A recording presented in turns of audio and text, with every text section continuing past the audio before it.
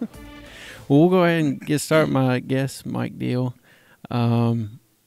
What is your title here at MCC? I am the program coordinator for the Advanced Integrated Technology, or AIT program. It's a mouthful. And usually when someone says AIT, they just gloss it. They have no idea. Yeah. When you say nursing, you know what nursing is. When you go into welding, you know what welding is. But AIT is it's sort of like industrial maintenance on steroids. It's a higher level. Used to be, you were just kind of a shade tree mechanic, shade tree electrician. You could get on at one of these industrial facilities and make your way and make a good living at it. But the equipment now and the processes and the machines are so much more complicated and more technically advanced. Everything's run by programmable logic controllers, motion control, robotics, all those things that are automated now.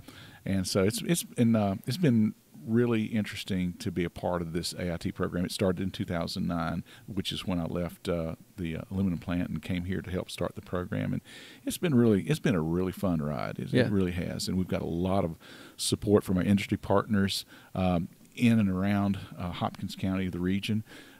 We service a lot of their training needs, and also, of course, we have the traditional student coming from the high schools straight in our program as well. So it's been fun. So what made you take that jump to go from working in the industry to teaching?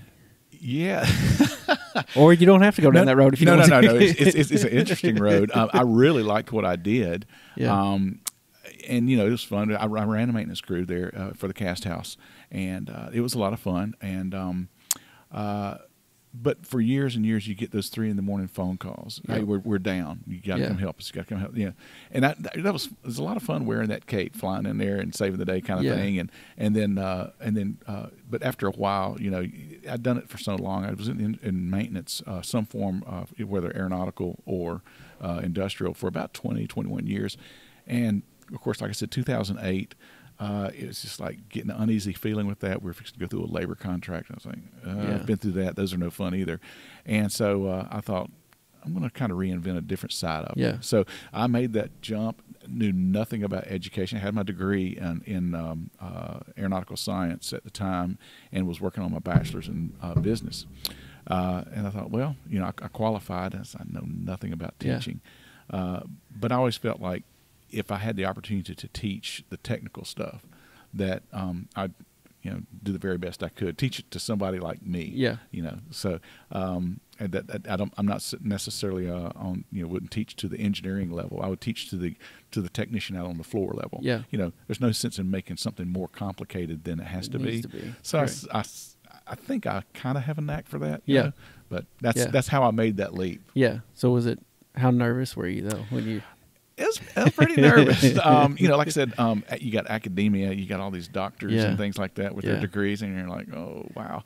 But no, the learning curve was pretty steep.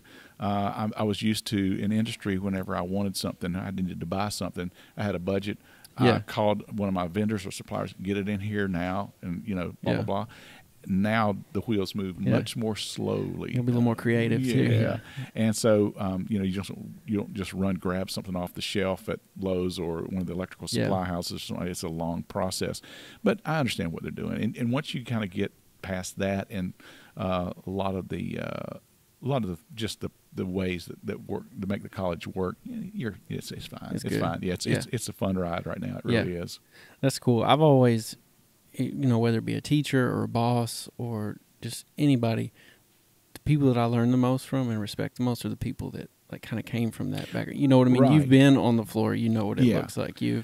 I think that's one of the things that's made our program so successful, too, Ben, is that our faculty members are not lifelong educators. We all came out of the field. And, in fact, we've had some students come from other KCTCS colleges to maybe take a class that they need to fulfill for their degree, so they wouldn't have to wait a semester or a year or something like that. And they would come and that would fulfill their degree requirement. And while they were here, they were taking the class, and they told us a couple times, that we would teach them a concept. They would learn a concept at one of the other schools, and they'd say, okay, where do I use this at? What scenario would I use this? We don't know. I really don't know. This is just how you do it. Yeah. And what we bring, and I'm real proud of our faculty too, Matt Luckett, Darlene Gallegos, we bring that industry experience so we can say, okay, when you do this, when you're writing your PLC program or you're writing your code in the robot, this is why you're doing it, because you might have this happen or this happen. And it's real world experience. And that's one of the reasons that I wanted to come to college too. I felt like my real world experience could, I could convey that and relate that to the students we've got. Yeah. So do you think that in some way that, and I'm not trying to put this words in your mouth, but you wanted to come teach because, I mean, did you get that type of teaching when you were younger? Was it like a thing where like, okay, I've learned this, I kind of be selfish not to give back? I know you kind of explained why you taught, but yeah, well, it's funny you mentioned that, because there's one particular incident. I was taking a motion control class, and back then, a lot of the instructors for those classes were electrical engineers. They had masters and doctors in electrical engineering. And a technician off the floor, didn't have that. And they really, they almost prided themselves in speaking way over your head. And there's an ego thing with them. And I remember sitting in that class, and I thought, if I ever get the opportunity to teach, like I said earlier, if I ever get the opportunity to teach, I'm not going to do this to somebody. I'm going to explain it to the Mike Deals of the world. So, okay, there's no sense in making a concept harder than it has to be. Okay, it's great that you know theories on hysteresis and all this, that, and the other, ground loops and all this stuff. But if it's not relevant, why are you just making it more difficult? Exactly. So I thought, I always remember, I never want to put any of my students in that situation where it's just way over the head, and I'm sitting back there kind of chuckling about it. You know what I'm saying? Does that make sense? Yeah, 100%. And that's one reason I've done like these podcasts, kind of in a similar way. Like, man, when I was 18, I wish I had something like this. Yeah. And I could hear these conversations, and this is all geared to what I think's interesting. But I wish I had that. And a year or so ago, it just kind of hit me like, why don't I do that? Like, I have the means now. I have connections. I know people. So why don't I give that back, because I can. Well, I've seen some of your podcasts, and they're really cool. Thank you. I've seen, I think you, was it Brandon from The Messenger? Yeah. I saw him yesterday on campus. And then the gentleman that had the Corvette, you were talking about his car and everything. I'm a car guy, too. All right. Yeah.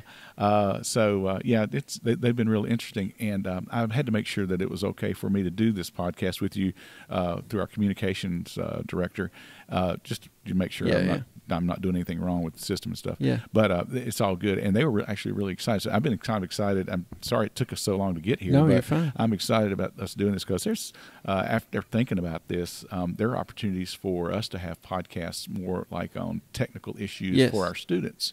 And we can upload them and get very specific little mini micro lessons. That's what, like, and again, it goes back to, man, I wish I had this.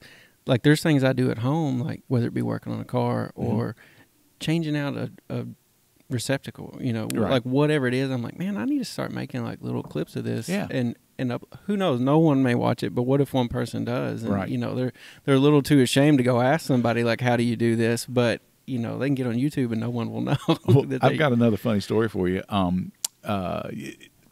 Some folks out of Myrtle Beach, South Carolina. I'm originally from South Carolina. And so some guys from Myrtle Beach, I didn't know them, and they called me one day. And this guy, he says, hey, I work for the city of Myrtle Beach in the water filtration plant. He goes, we got a problem, and this three-phase motor won't run. And I said, okay, why are you calling me? I'm in Kentucky. He goes, oh, well, he said, we got on YouTube and typed in reversing motor starters, and one of your lectures came up, and we watched it, and it really helped us a lot. But there's some more questions we got, and I was like, oh, okay. So I said, send me your schematic, and they emailed it to me, and I looked at it. I was like, oh, okay. I said, check here, check here, check here, and they're out there in the field on the phone. And that's another great thing about technology now, is they got the phone in their hand. He goes, check this, check that, and we had the problem solved in about 15 minutes. And that's roughly about 700 miles from here. And so I thought that was pretty cool. And they'd been down for 2 or 3 days, and we had it up and running. But it's just neat how through technology you can gain access to all this content or this technology, and it makes the world a little bit smaller. Yeah. A little Yeah. more connected. I don't know if it was Mark. I think it was Mark Mitchell, the guy I talked to that had the Corvette. We kind of hit on it, that, if you want to know something, like it's kind of your own fault for if you're lazy. Like you won't figure, because there's so much, like you're saying, content out there. If you want to know something, it's easy to find, and it's kind of all on your shoulders now. If you want to know it, you can go get it. You can't sit back and say, "Well, I don't have anybody to show me," or you can Google anything. The biggest thing is to being able to filter through all of Correct. it, because you got a ton of it, and particularly with car sites, everybody's got their own theory or their own version of what they feel like the way to handle a problem or tackle a problem. So you gotta filter some of that stuff out. You can't. You got to use some common sense. Exactly. I have the same thing. Like there's certain guys I've found on YouTube. I'm like, I like this guy. I like the way he thinks.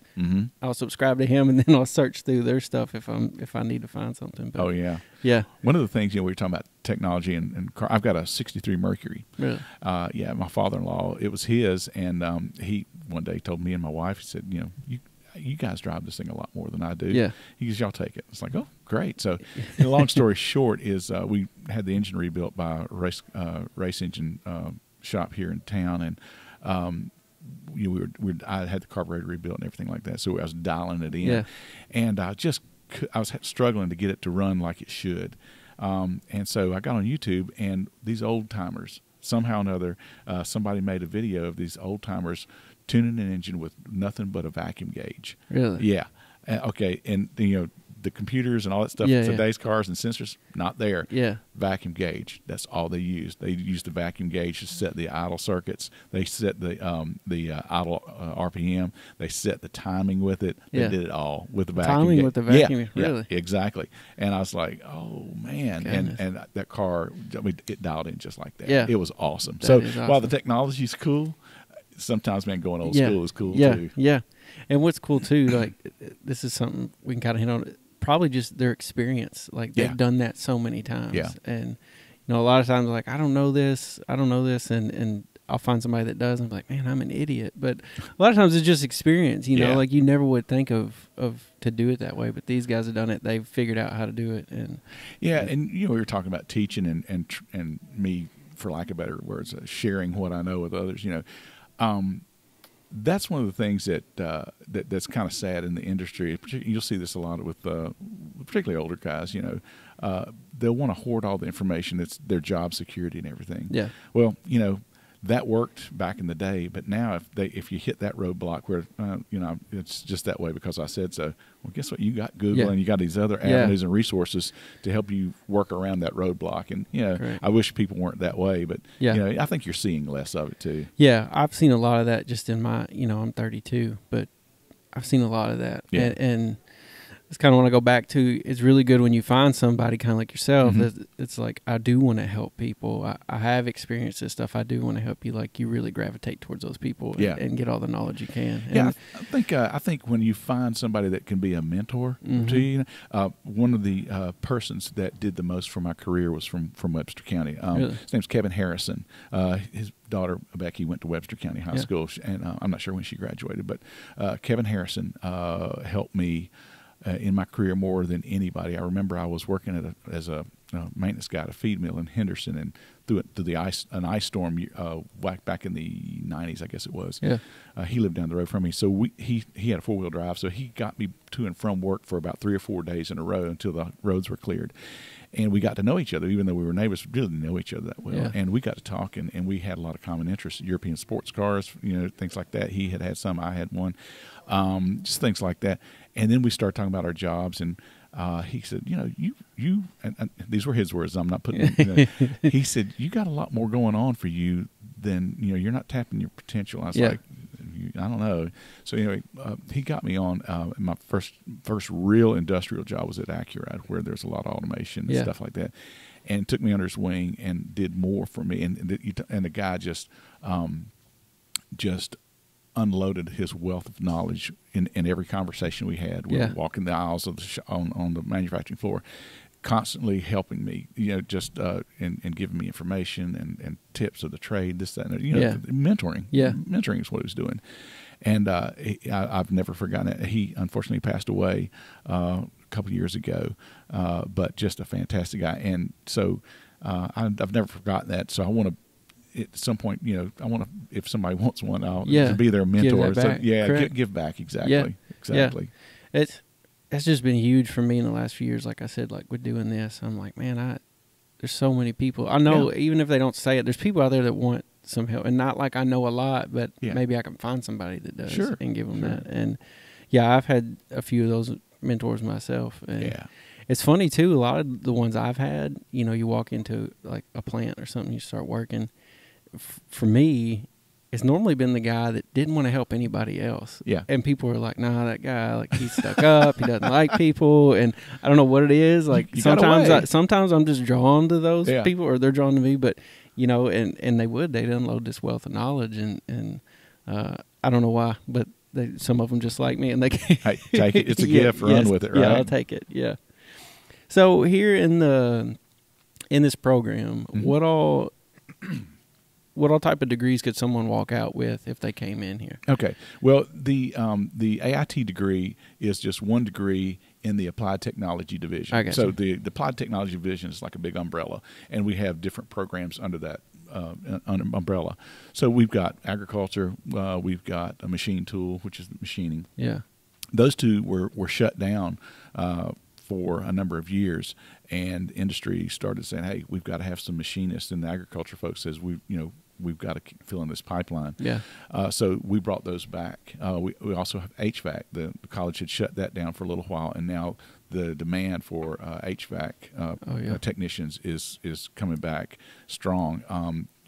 If you don't believe me, try to find an HVAC guy. Yeah. And they come at a good price and with good reason. Yeah. So a lot of those students in HVAC particularly will get the degree, work for a number of years and under somebody, and get their certifications and their master's license, and then they'll open their own business, which is always good for the community. Competition's good for everybody. Yeah. But we got, like I said, ag, machine tool, and HVAC. We also revived the electrical technology program, and that program helps train and educate graduates for work in the residential and commercial electrical field, as opposed to AIT. We're more industrial. Yeah, exactly. So can they walk away, like in that, can they walk away with any type, like a master's or a contractor's license, or do they just get very well prepared and then they can go take that? They get very well prepared because they have to spend in each program has different amounts of time required to be able to go out there and get their master's HVAC or master electrician's license. So we've got those, and a machine that we've got. Mining technology. I know mining's taking a hit right now, but mining technology is still in the applied technology program, still running. Bart Allen does a really good job with that. And I meant to mention Brad Harris is our new HVAC instructor. Roy Wells is our new electrical technology instructor. Robbie Cowan is our new CMM or machine tool instructor. All those guys have just hit the ground running and doing a phenomenal job at not only running the program but recruiting students into it. We've got an empty pipeline of for lack of better words, of skilled trades that we've got to fill. Yeah. And I don't know if we got time for me to go into this, but not. But we can talk about whatever, man. Great. Okay. This is one of the things. This is one of the things that people may not realize, particularly parents of high school students. We try to get this message across. But back in the early '90s, we lost thousands of jobs to India, China, some to Mexico, and things like that, places like that.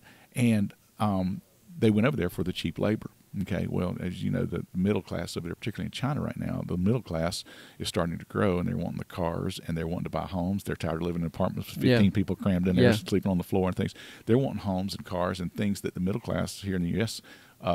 Enjoy. Yes. And so they're not going to make it on 50 cents a day. So now they're demanding higher wages, and the companies are like, U.S. companies who moved there to do business are like, coming back. Yeah, wait a minute. So they brought their products back, but they didn't bring the jobs back. Yeah. So we're going to make those products again. We are making, it's called reshoring. We're making those products again, but now instead of having factories filled with thousands of people putting together things by manual labor and stuff, we're doing it through automation. Yeah. And the problem now is we don't have the automation or the industrial maintenance technicians to fill that pipeline. So we're hustling as hard as we can go to fill that pipeline because employers are hiring. And I'm talking about employers here in Hopkins County and Madisonville and surrounding areas too. Yeah. So that's our job, is to try to fill them with quality students, not just warm bodies, but we are adamant about putting quality students, quality graduates into the workforce. And Ben, I will tell you this: you were talking about some of the difficulties you were having with getting a job back in 2008. Yeah. Not one of our graduates is looking for a job. Yeah. That's awesome. Yeah, they're getting picked up in their last semester. With the promise that, okay, you can finish school, but come on to work. And these are guys that are, I'm not talking about $11, $12 hour jobs.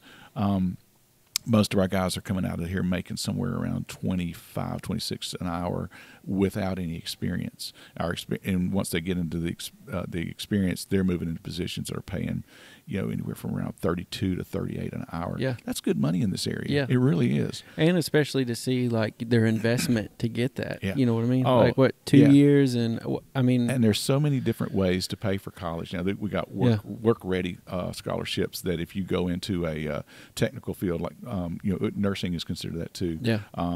Advanced manufacturing, machine tool, those kinds of programs. They're going to cover the tuition for you. Yeah. Kids coming out of high school have got KEYS money and I see school counts money for certain counties too. But there are so many different ways to pay for college now. Yeah. And like you said, for the longest time it seemed like everybody was demanding 4-year degrees and master's degrees and stuff. That's not the case now. Mm-mm. They want 2-year degrees, and many employers will take certificates that cover the technical core. They won't pay quite as much, but they're still paying good money. Good money, yeah. They really are. Yeah. I'm trying to think of what I paid when I went back to school, like 06 to 08. Mm-hmm. I think when it was all said and done, I paid like $1,200. Oh yeah. For my, because I used KEYS money and if you had a few. Yeah, and you even did it out of state too. Yeah, I forget how I did it. I think if you worked in Henderson or lived in Henderson, you got in-state tuition. Mm-hmm. And so, and this I don't know if there's if this is wrong or not, but I'm going to say how I did it. Okay. So I picked up a summer job at Crestline Plastics. Yeah. We made PVC pipe. Mm-hmm. And that's where I was working. Yeah. I took a pay stub in and they said, all right, Henderson, you get in-state tuition. And so, I got some work experience and I also got a cheaper school. But, it blows my mind sometimes now when kids get out of high school, they want to go to a 4-year school to get something that they could get here for, a fraction of the cost of what they're going to pay. And it's going to give you a job. Correct. Here's the thing too. And we're all different. And that's what makes the world go round. Mm-hmm. Okay, that's what makes the world go round. But if you have certain degrees are just not going to do much for you. Yeah. Okay, and it's great that you have an interest and you study them to that depth and stuff. But at the end of the day, you got to have a job. Yeah. Because you're going to have to pay that back, or you're going to at least have to support yourself. Yeah. So that's a big thing, and you can do so much with KCTCS in colleges and doing it in state, and you don't necessarily need. Now, if you're going to specialize, like you're going to be a surgeon, clearly, there's a better path for you than that. But even then, you can get some of your gen eds and things at the community college. Level. Yeah, exactly. Because the state has now made everything so seamless and the transfers of everything. So you got to have a job at the end of the game, and it needs to be one that But I will tell you this: I tell our students, particularly the high school students that tour through the AIT lab, they see all the technology and everything, and they're kind of wowed a little bit. I tell them, and I think it makes some of the high school counselors cringe at first. I said, do what makes you happy, as long as it's legal and moral. Yeah. Okay, all right. But do what makes you happy. I've told both my daughters this too. Do what makes you happy, and the money will come. Yes. Okay. Because there's nothing worse than getting up and going to a job you hate every day. Yes. I know a lot of coal miners, and I respect coal miners because that is backbreaking work, and they do it for their families. And I can't think of much more that's more honorable than that than military service. Yeah. But you ask a lot of them, they hate going to their jobs, but that's what that's how they're making their living. Yeah. Ask them if you had to do it again, would you do something else? Great majority of them would say, absolutely. Yeah. So It's hard too to be 18 and be like, okay, what do you want to do the rest of your life? Mm-hmm. And you're like, I don't know. And a lot of times when you have that opportunity in front of you, just go make some money. Yeah. You jump at it. But I know thinking back, and my boys are way too young now to even be thinking about this, but I think of how my dad, when I graduated, you know, I was 18. I can remember like the last weeks of school and people were like, I'm going to this college. I'm doing this. And they were like, Ben, what are you doing? And I was like, I'll figure it out after we graduate. Yeah, like, I had no clue. Well, and we went to, I was really into cars. We went to Nashville Auto Diesel School, toured it. And like you were kind of saying, that was kind of like on the front end. Like, I feel like gas prices were high. Like everything just seemed like crazy. Yeah. And we're like, is this really marketable? Like, you know, what's going to happen in the future?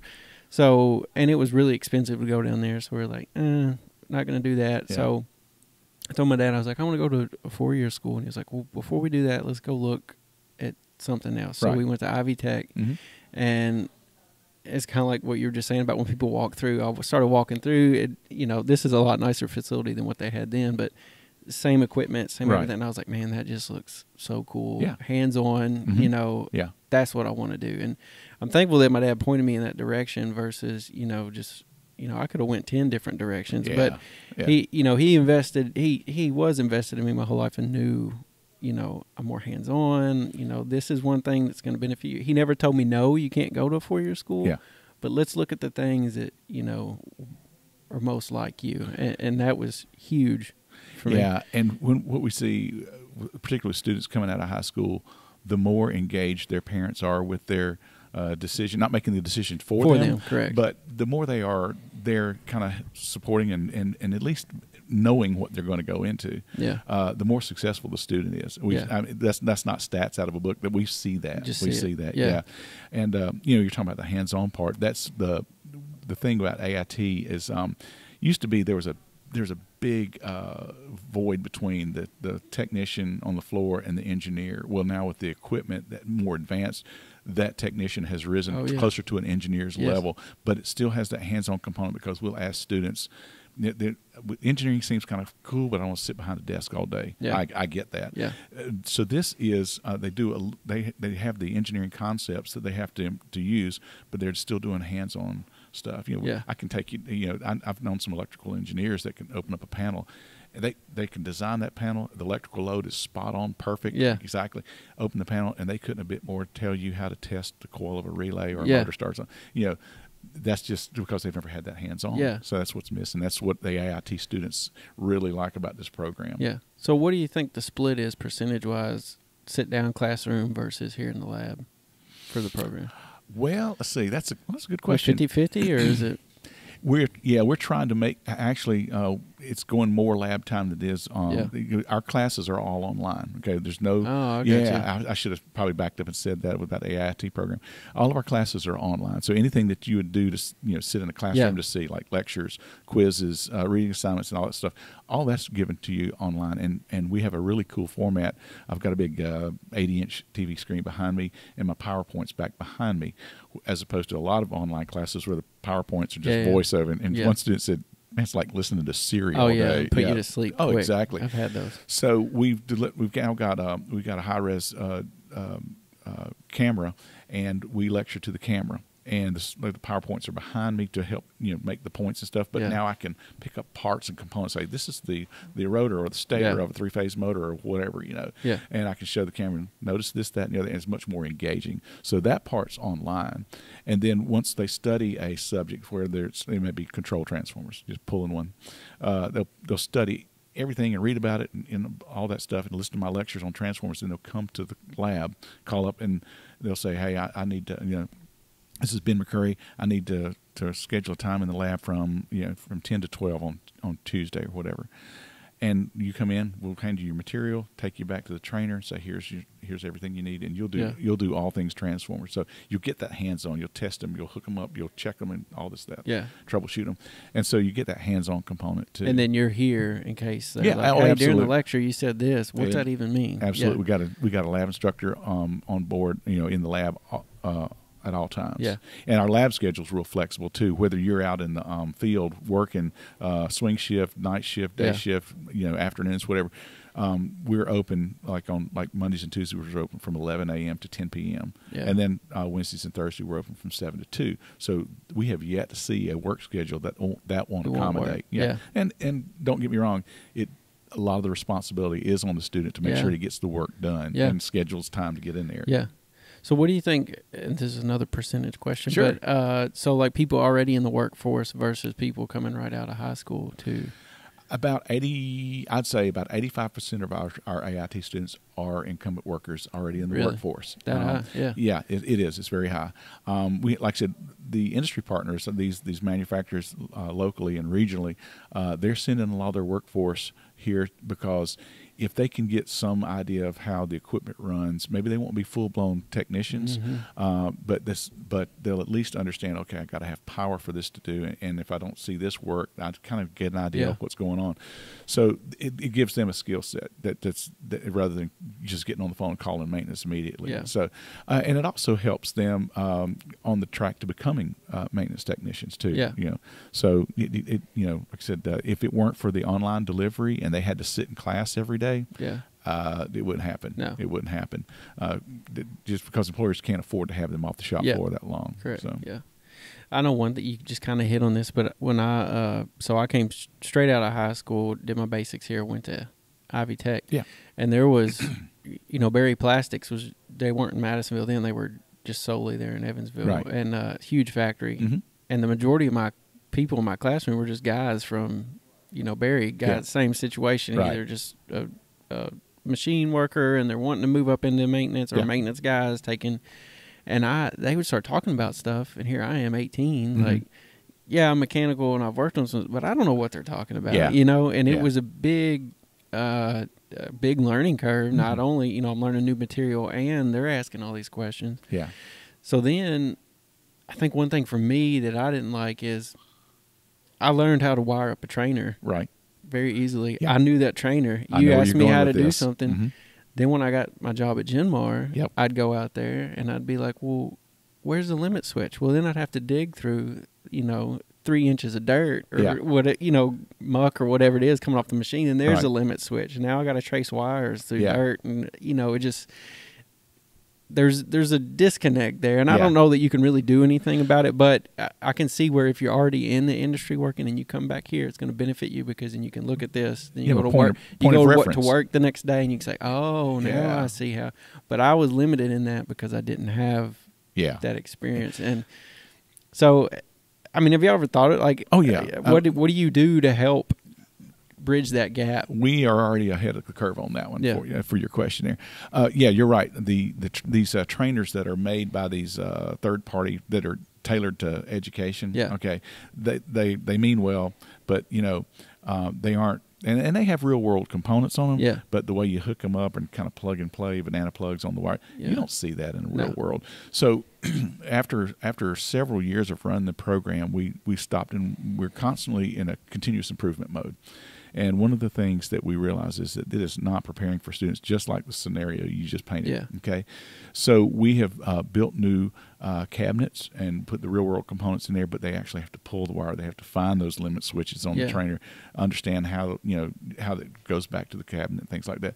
So we spend very little time on the third-party trainer and a lot more time in a real-world cabinet. This is talking about electrical. Yeah. We do the same for mechanical and fluid power and things like that too.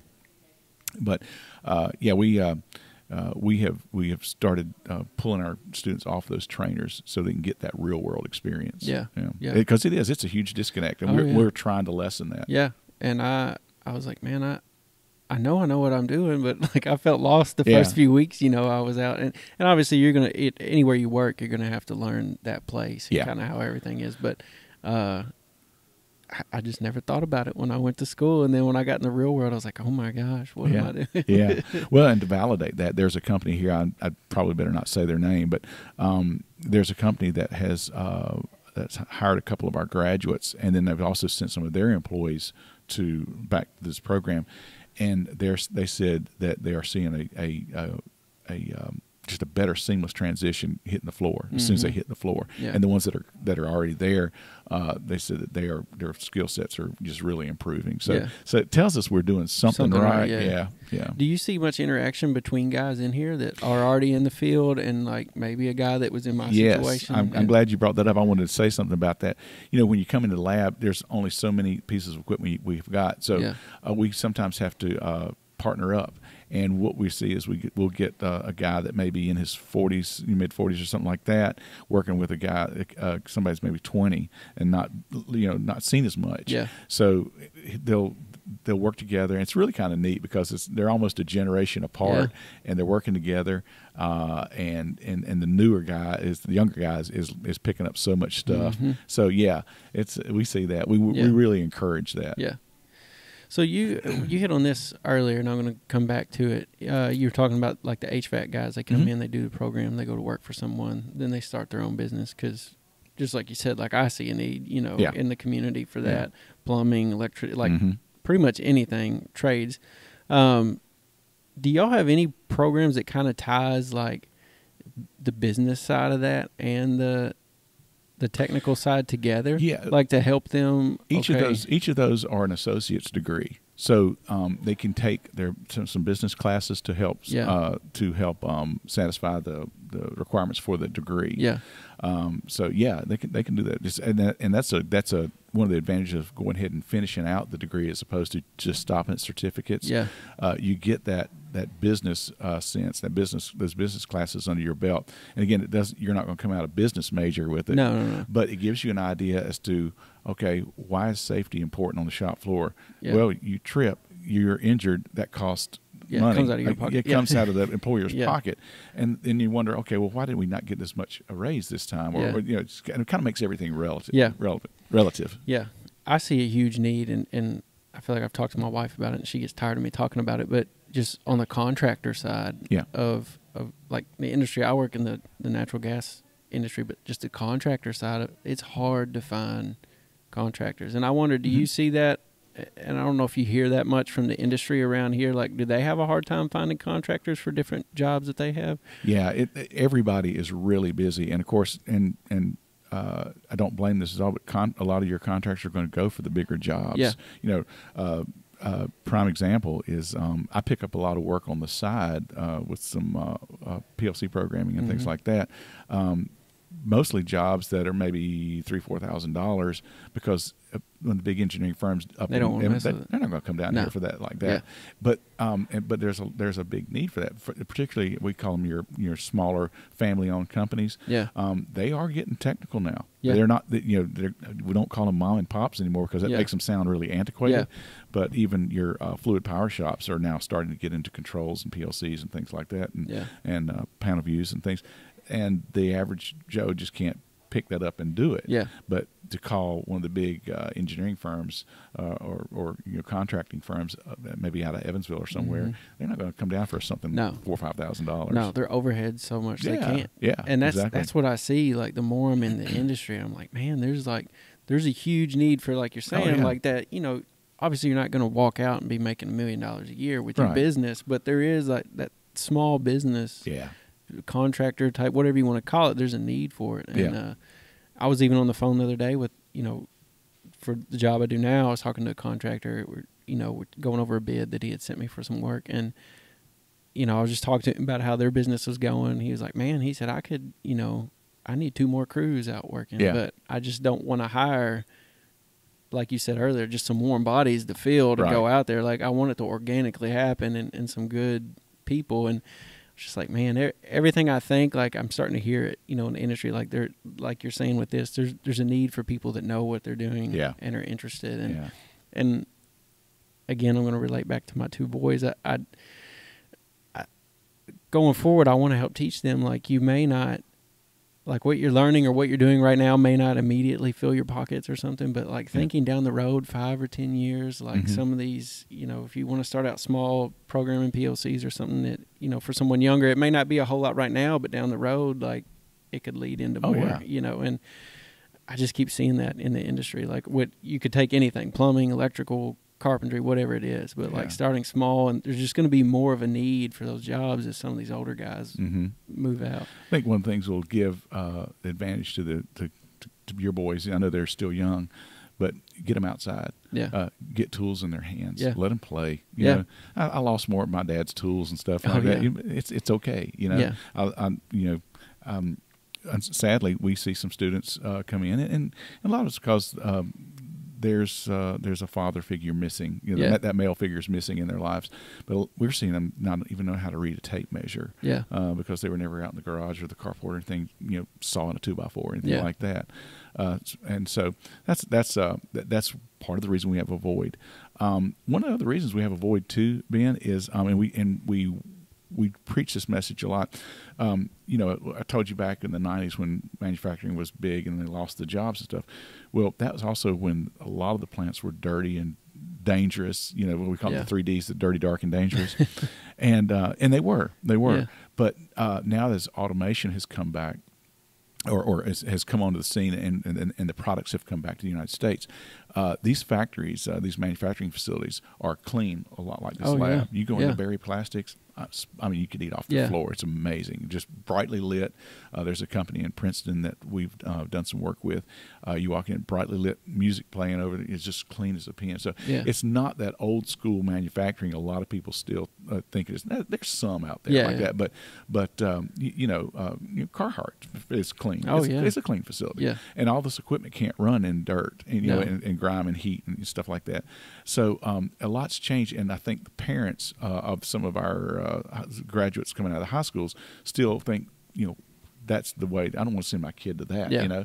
And I can't blame them. Yeah. It's back like it was back in the 90s. The reason we have such a void, or an empty pipeline, is because what parent in their right mind would send them into some manufacturing when we're sending all the jobs overseas? Well, that's changed, and the whole landscape's changed. We're also working closely with the guidance counselors in the high schools for them to understand what AIT is, and that it is not like the old school manufacturing. Yeah. It's a lot better environment, more technically advanced, and we're seeing them we're starting to pick up some really bright students. So from they're high schools. receptive to that? Y'all going in and giving it? Yeah, and we can talk it all day long, but what we've found success in is bringing them to the lab, the guidance counselors, bringing parents to the lab, and let them say.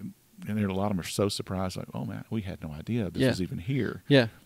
Yeah. And we've been here 10 years now, and it's amazing that people are still saying, "Wow, I had no idea this was in Madisonville." Yeah. Yeah. So yeah. Yeah. So what are some of the struggles y'all have here? Like something you're in? I mean, is there anything that you're in need of? Or it's always at the college. It's always money. And that's just the funding it's from a whole statewide perspective. So how does that work? How do y'all? So like you said earlier, you can't just run down to Lowe's and get something. Say you want to buy this robot right here. How do you? A lot of times our grants office, our grants and institutional effectiveness office, it's a mouthful too. That's a big name. Yeah, it is. They seek out federal and state grants, USDA grants, Department of Labor, DOL grants, things like that. They seek out grant opportunities for some money. Yeah. And in fact, we've had National Science Foundation grants. I was the PI, which is the principal investigator, is kind of the manager of the first National Science Foundation grant that the program got when I first got here. You're talking about a learning curve. I could barely. I was like, what does NSF even stand for? And I was doing good to spell it. Yeah. But anyway, there's different pockets of money. We also get funding from the state too, and it comes out of the state's budget. Yeah. So if we're in a bad time economically, then funding gets cut and things like that. So we just we have to seek out every opportunity in every bucket that's out there. We have to go look. Sometimes we have to put 2 and 3 buckets together to be able to say buy a robot or buy whatever is essential for us. Do you have any of the industry here in town that says, "Hey, here's some equipment. Maybe we don't use it." Mm-hmm. Yeah, actually, I can. I'm going to go ahead and say this because he's a friend of mine. But Jim Sexton, who owns Fluid Power Services here in town, took one of our cannibalized hydraulic units.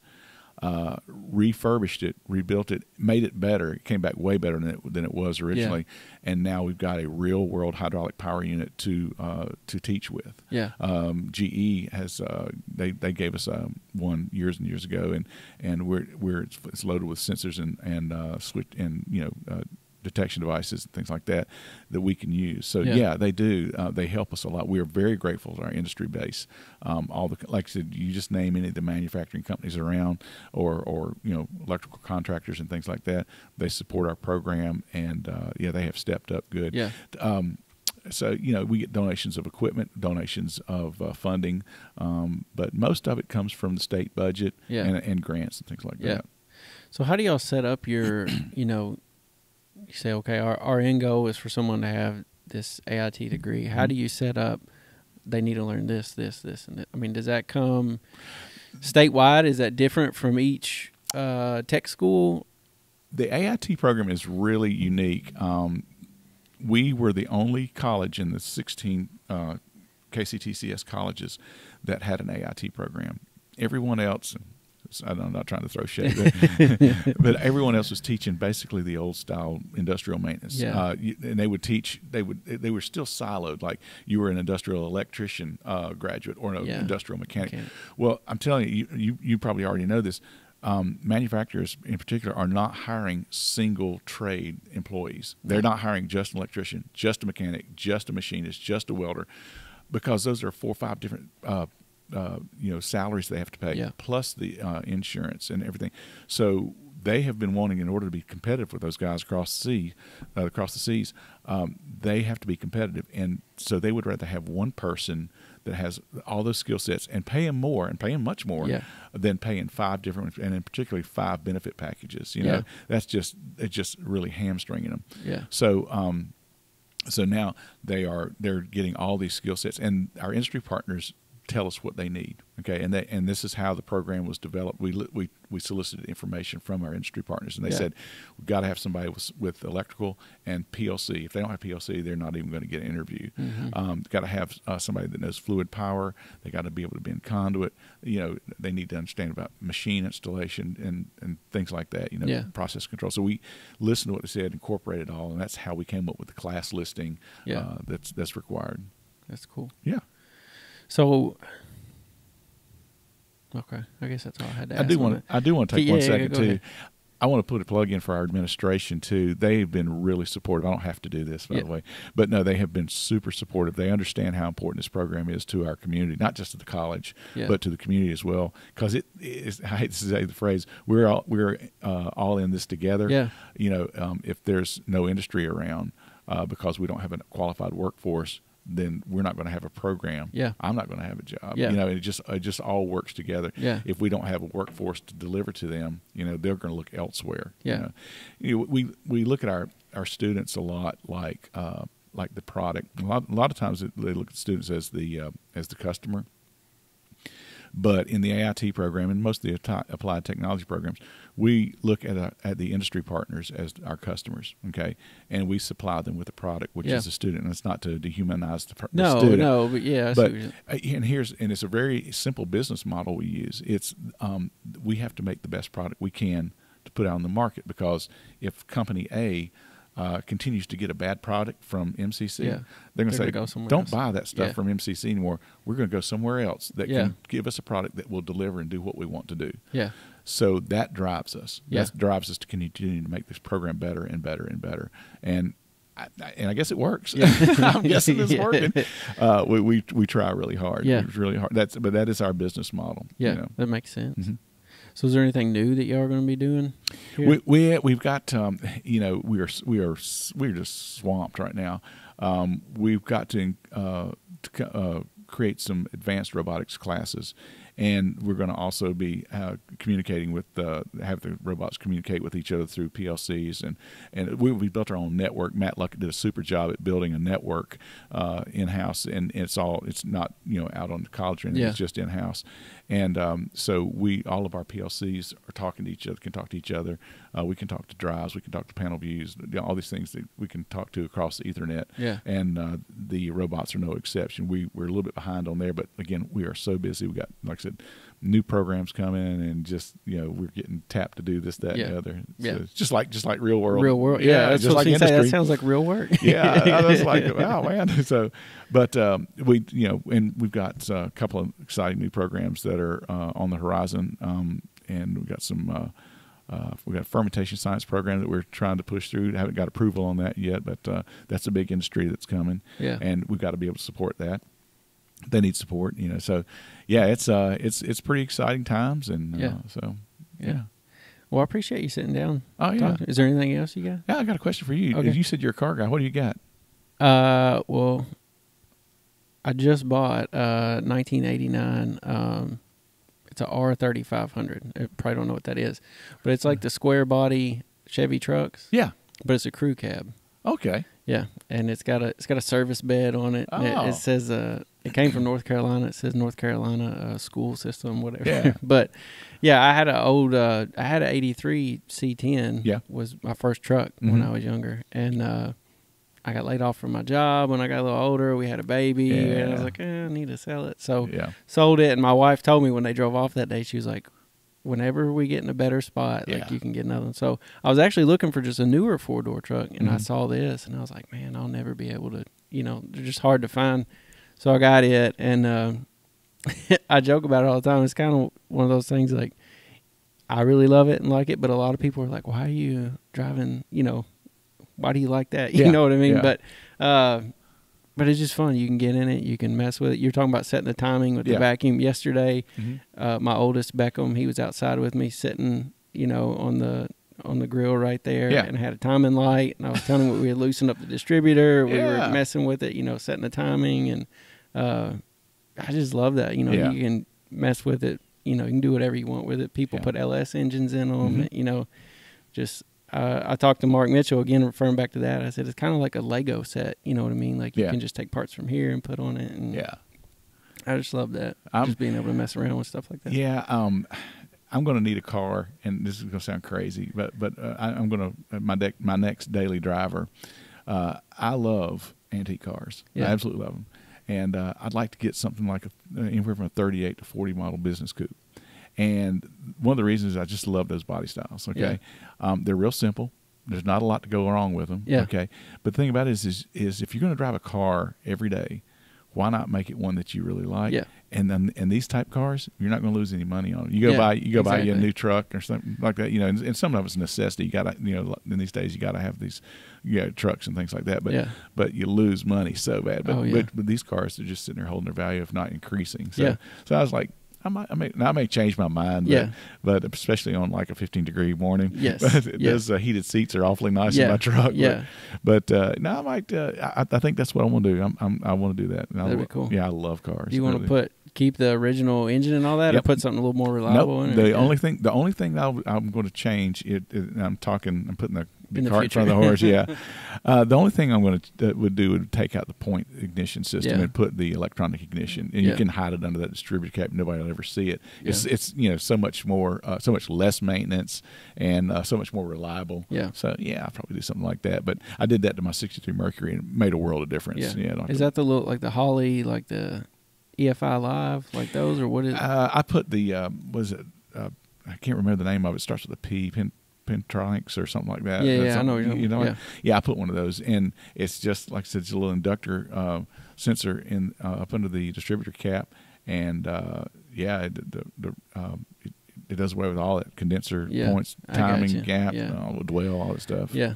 So I was thinking you changed out like the carburetor, because now you can take a carburetor off and you put on, it looks just like a carburetor. And it's a mass airflow sensor. It's an electric fuel injector. Oh yeah, and it learns, and it teaches itself what the car needs. Yeah, I've seen those. I thought that's what you're talking about. No, I see what you're saying now. Yeah.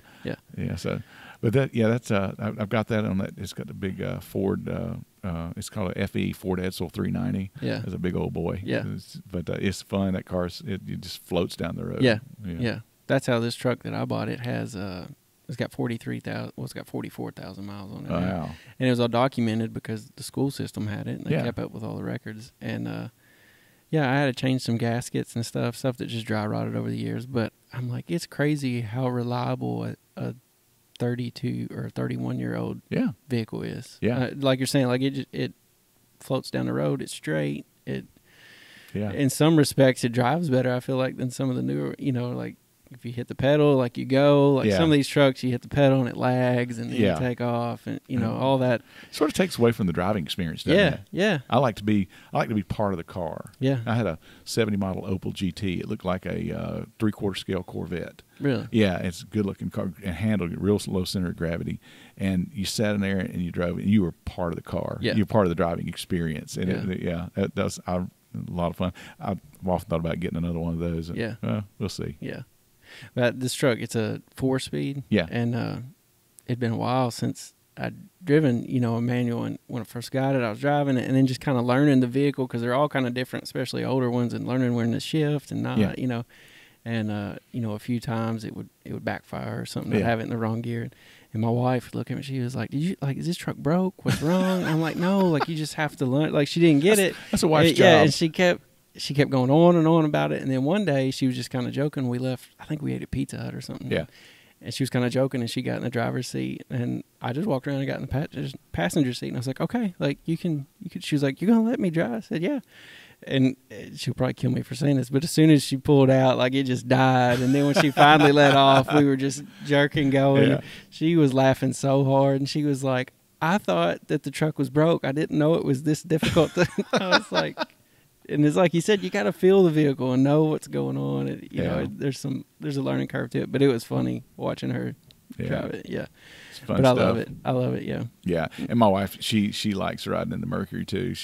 That car's so big. It's so long. Yeah. But she likes to sit in her front seat and then she'll just kind of, particularly on a pretty day, she'll just doze over there in that front seat and we're floating along. So, yeah. Yeah, she's a lot of fun. She really is. Yeah. Do y'all go on any car shows or anything? We haven't been. We've been so busy the last couple of years, and we spend a lot of time on the water too. We got a boat, and so we spend a lot of time on the water. But we drive it a lot. But we don't necessarily go to shows too much. Yeah. I enjoy shows, but I'm an authentic enthusiast, original kind of guy. Yeah. So and I appreciate all the hot rods and rest of the. What do they call them? Resto mods and things like that. But I'm really authentic and pure when it comes to the cars. Yeah. Yeah. I helped my cousin rebuild a couple of Model A's when I was a teenager, which got me, and that's what really set me on liking those cars and things like that. Yeah. But he would have. He was noted in the area in North Carolina, and he knew anything and everything about old cars. And you'd see Packards pull up, really? Oldsmobiles, 38. Like I said, there's 38 Oldsmobile. Anything old like that. Those guys knew to take it to my cousin. He was good. Yeah, that's what I was going to ask earlier. Like, what kind of got you, when you were younger, on the path to like this like hands-on stuff? I mean, was it experiences like that? It just was, being around and stuff? a lot of it was experiences with my cousin on the summers. We lived in South Carolina. We moved there from North Carolina, but I would go back there during the summers. Yeah. And I spent a lot of time with him. It was when I was about 13 or 14 years old is when we started rebuilding these cars, and he had a wealth of experience. He was older than I was. He had a wealth of experience with it, and so I got my hands wet. Really dirty on that stuff, and I got orbital sanders in my hand. I got just wrenches and things like that. And my dad was my dad was a private pilot, and we restored 2 antique airplanes when I was a kid. Really? Yeah, all my friends would be duck hunting or fishing, down there in South Carolina stuff on the rivers and stuff. And I was at the airport every weekend, and it was like stripping paint or rebuilding something, this, that, and the other. And we would go to air shows. We'd fly to air shows on the weekend, and he would enter in contests and stuff, and won a couple contests, and so we flew every weekend. Yeah. But we'd also work on them, and that's how I got my hands on. That's my first degrees in aeronautical science because of that. Makes sense now. Yeah, you're talking about having that blank look on your face when you graduated. Yeah, I had the same look. Everybody in my family went to the University of South Carolina, and I did too. But for me, it was like, I don't know why. Yeah. And I love the college. I love the university and love the experience, but they just didn't have what made Mike Deal tick. Yeah.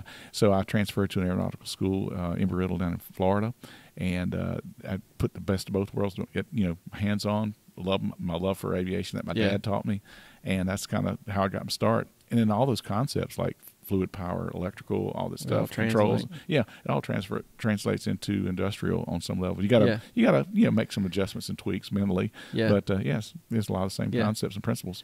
That's cool too to see like where you're at now, where you started. Like obviously you had to have an open mind of, no, I only have to be a aeronautical stuff. Like, just because it's the same like where I'm at now. Like the job I do now, I had no idea what it was 3 years ago. But like you're saying, a lot of the principles of the things I had learned up to then translate, and it was easy for me to get.